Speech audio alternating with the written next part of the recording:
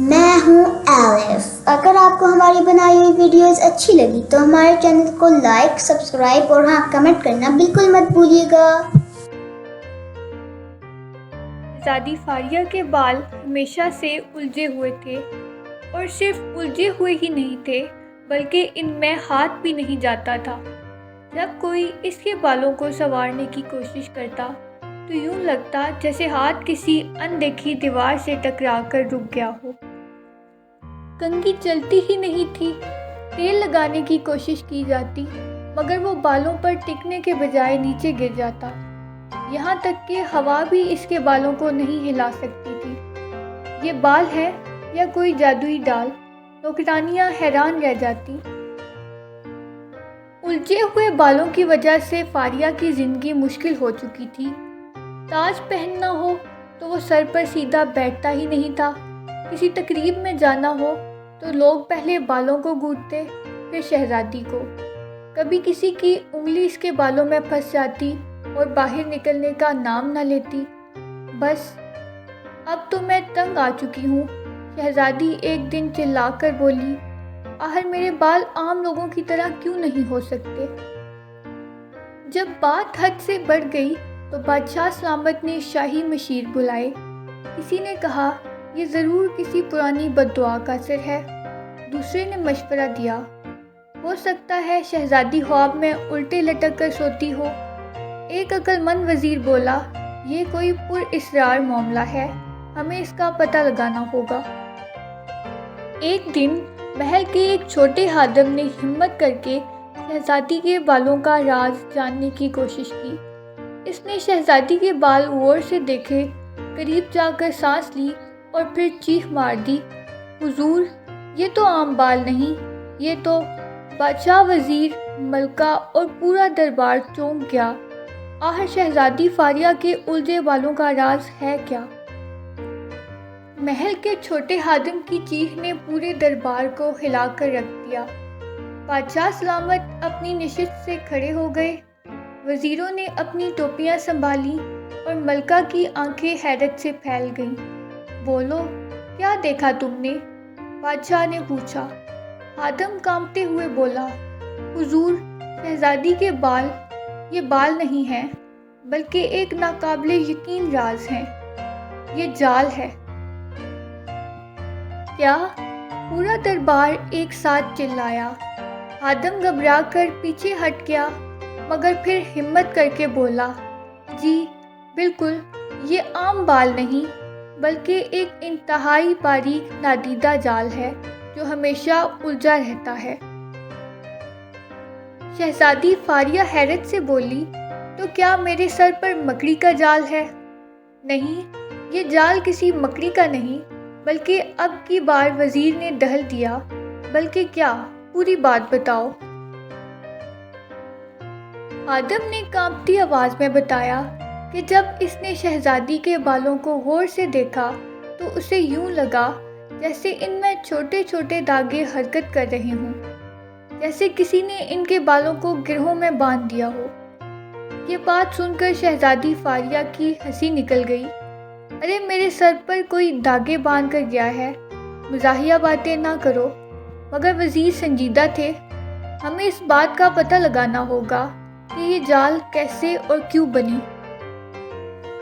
بادشاہ نے حکم دیا کہ محل میں سب سے بوڑھے شخص کو بلایا جائے۔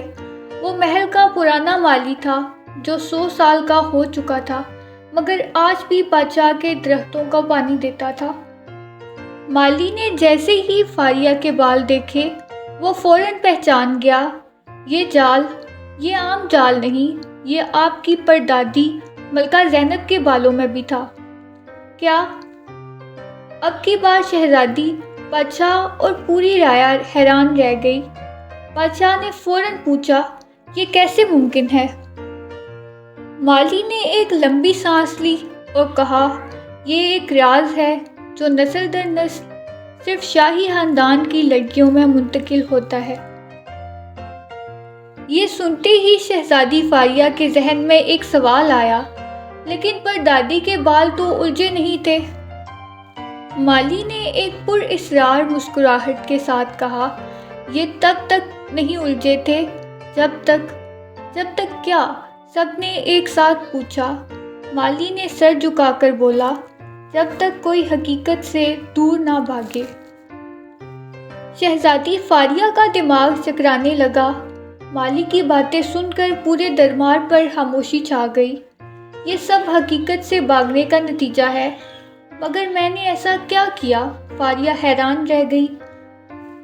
بادشاہ نے سنجیدگی سے پوچھا، مالی بابا کھل کر بتاؤ یہ سب کیا ہے؟ مالی نے گہری سانس لی اور کہا، یہ شاہی خاندان کی بیٹیوں کے لیے ایک آزمائش ہے۔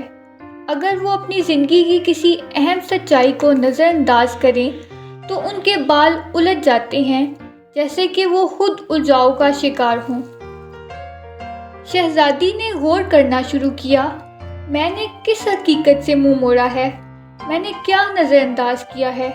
اور پھر اچانک اسے یاد آیا، اسے ہمیشہ پڑھائی سے نفرت تھی، وہ شاہی ذمہ داریوں سے بھاگتی تھی، وہ ہمیشہ آسان راستے تلاش کرتی تھی۔ کیا یہ اس لیے ہو رہا ہے کہ میں اپنی ذمہ داریوں سے بھاگتی ہوں؟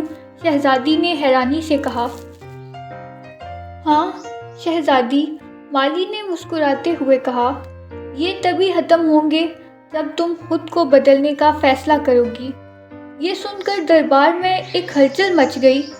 بادشاہ نے کہا، تو پھر حل صاف ہے، شہزادی کو اپنی حقیقت کا سامنا کرنا ہوگا۔ اگلے دن شہزادی فاریہ نے اپنی زندگی بدلنے کا فیصلہ کر لیا۔